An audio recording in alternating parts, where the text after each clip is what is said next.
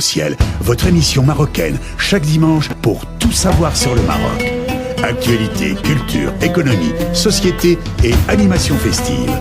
Avec Abdelatif, Arc-en-Ciel au cœur du Maroc.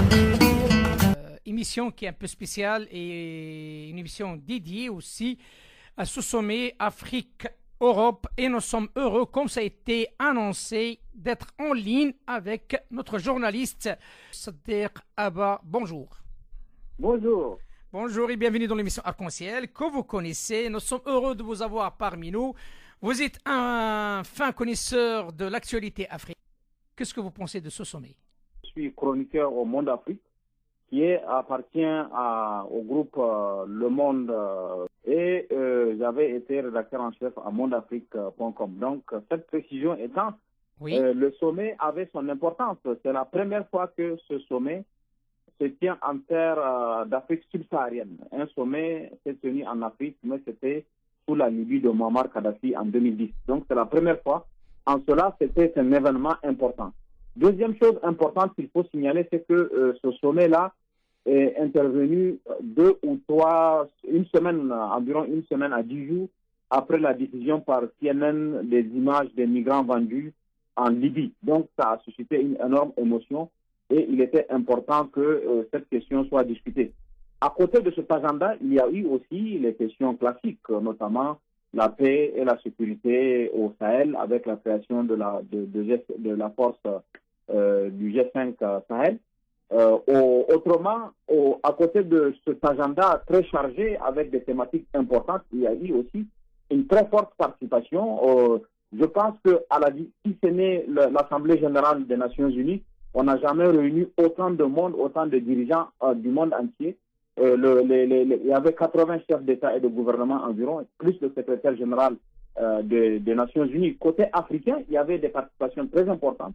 Sa Majesté le roi Mohamed VI était là, le président Jacob Zuma était là, le président du Nigeria, Buhari, était là. Donc, du côté africain, il y a une participation importante, comme du côté occidental. Et le fait, l'agenda plus la qualité de la participation a fait de ce sommet d'Abidjan un sommet exceptionnel.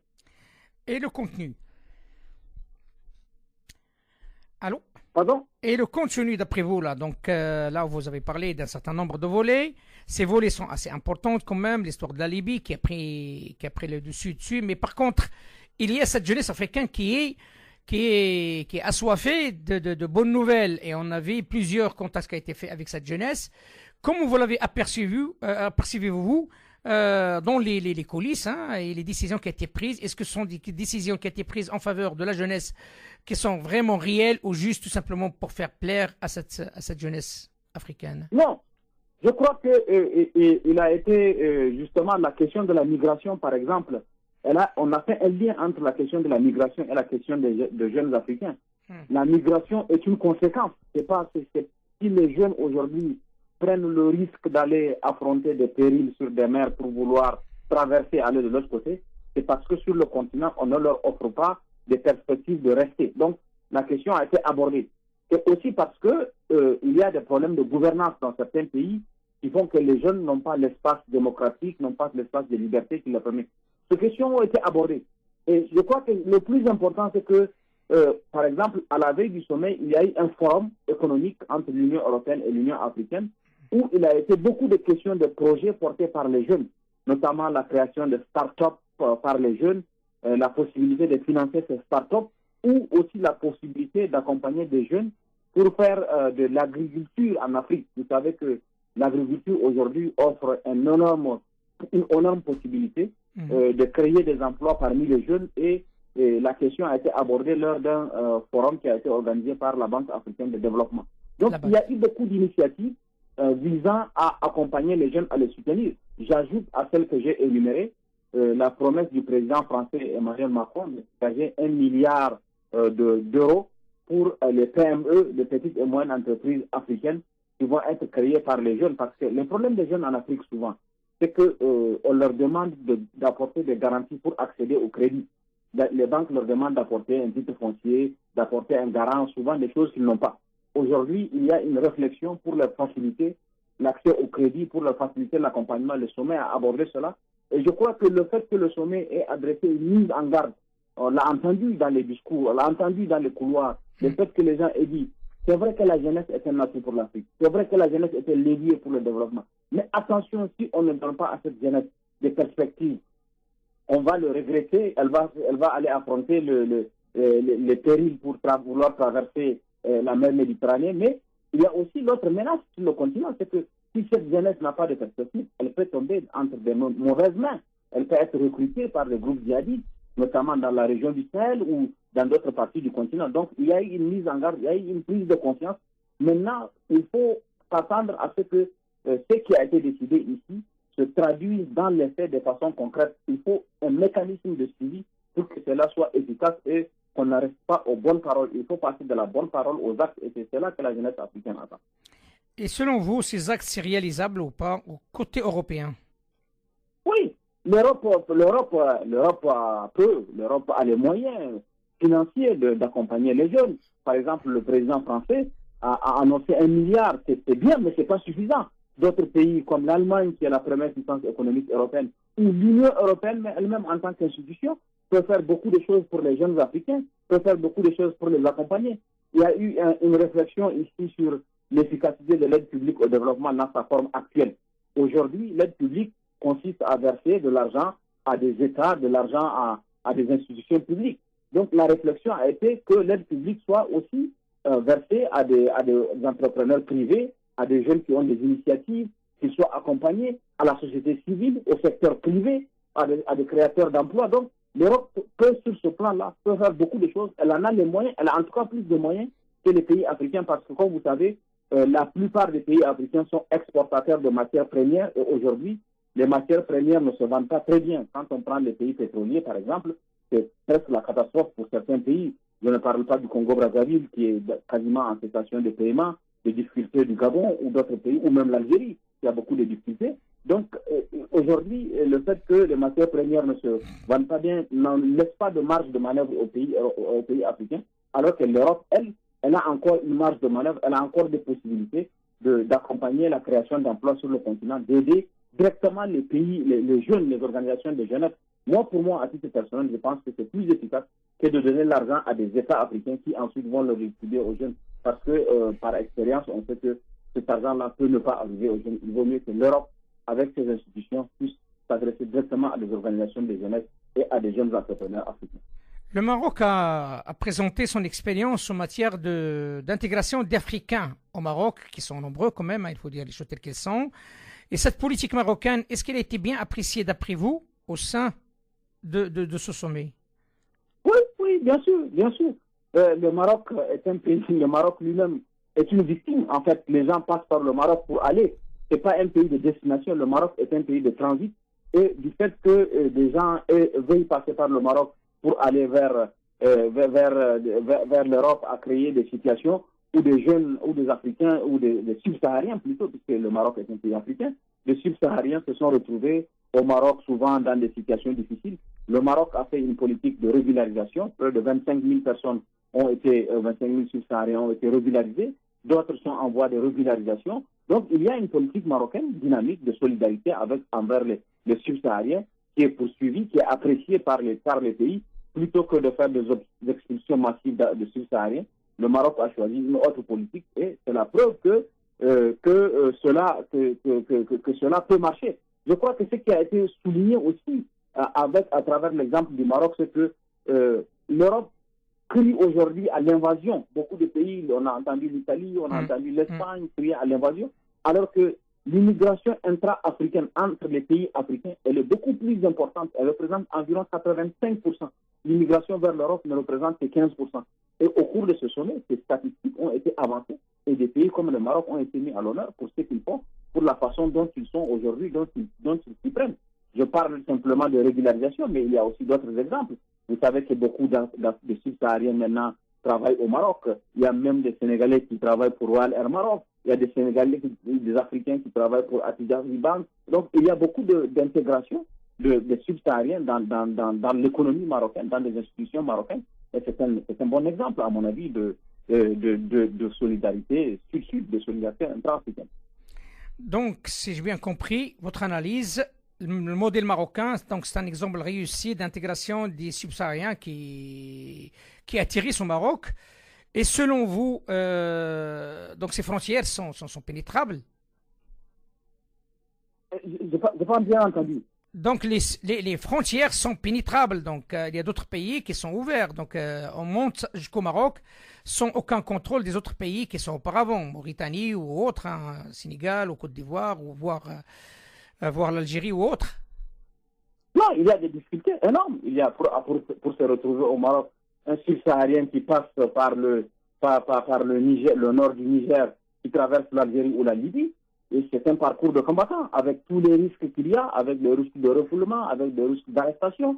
Au Maroc, il peut y avoir quelques difficultés, même si, de façon générale, il y a eu des améliorations substantielles. C'est un parcours du combattant. Il y a encore des difficultés, il y a encore des améliorations à avoir.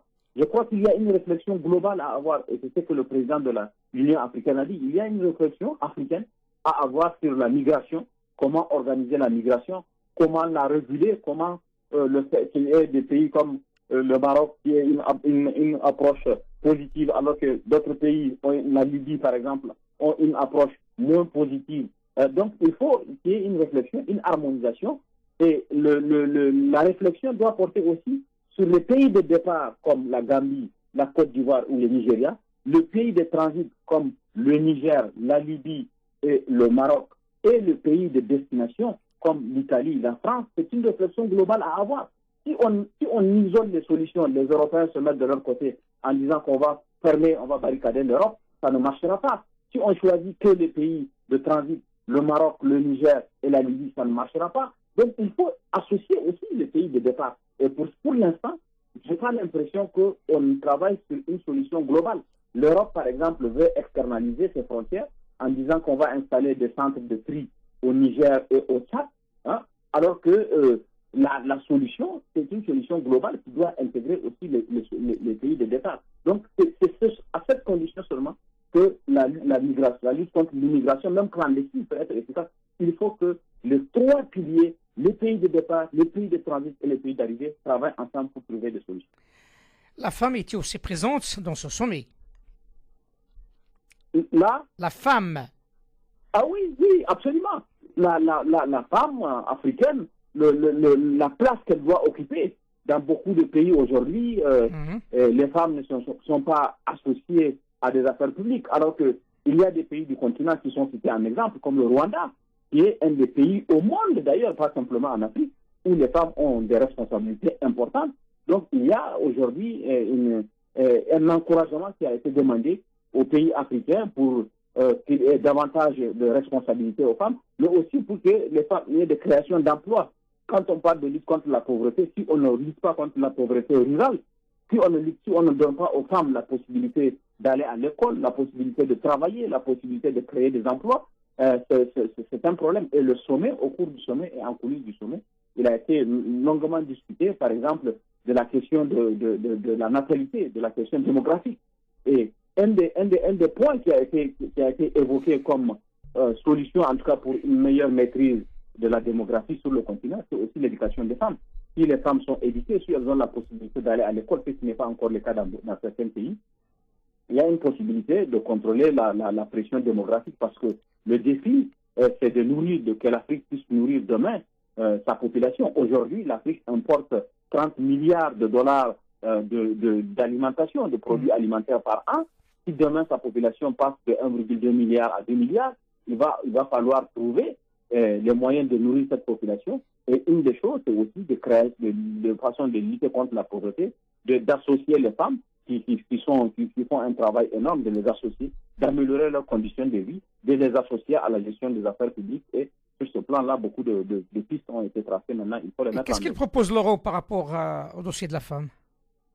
Non, l'Europe a proposé des financements. Par exemple, la France a proposé qu'on continue à soutenir les institutions de microcrédit. Vous savez que les microcrédits, souvent, profitent beaucoup plus aux femmes dans les villages, dans les petits villages, dans les villages, même dans certaines villes moyennes. Il n'y a pas d'institution bancaire. La bancarisation en Afrique est très faible. Il y a des pays où la bancarisation est autour de 10% de la population. C'est-à-dire que le nombre de personnes qui ont accès aux services bancaires, le nombre de personnes qui ont un compte bancaire ne dépasse pas 10 ou 13% de la population. Et quand on prend parmi les 13%, il y a très peu de femmes. Donc, la meilleure façon de faire accéder les femmes au crédit, c'est de créer des microcrédits, des organisations féminines de microcrédits, de leur donner de l'argent. Et c'est des organisations qui vont prêter cet argent-là aux femmes. Et là aussi, l'Europe a dit qu'elle était prête à accompagner la mise en place de ces organisations, de les aider pour que les femmes puissent accéder au crédit. Et souvent, l'expérience a montré que les femmes sont meilleures gestionnaires que les hommes. Elles dépensent plus utilement leur argent que les hommes en Afrique. C'est-à-dire merci infiniment parce que de votre éclairage, on a complété aussi l'éclairage de monsieur l'ambassadeur Michel Rambaud qui était avant vous, là, qui a expliqué aussi les enjeux sécuritaires et politiques, voire diplomatiques de cette messe internationale. Et vous l'avez bien complété, surtout avec ces deux dossiers qui sont assez importants quand même, à mes yeux, la jeunesse et la femme. Et cette jeunesse qui ne demande que de s'émanciper, qui ne demande que d'y aller à l'avant pour que l'Afrique puisse avoir une chance comme les autres pays du monde. Merci infiniment. Je vous dis à très bientôt, M. Siddiq-Kaba. C'est un plaisir. Merci infiniment. À très bientôt. À très bientôt. Au revoir.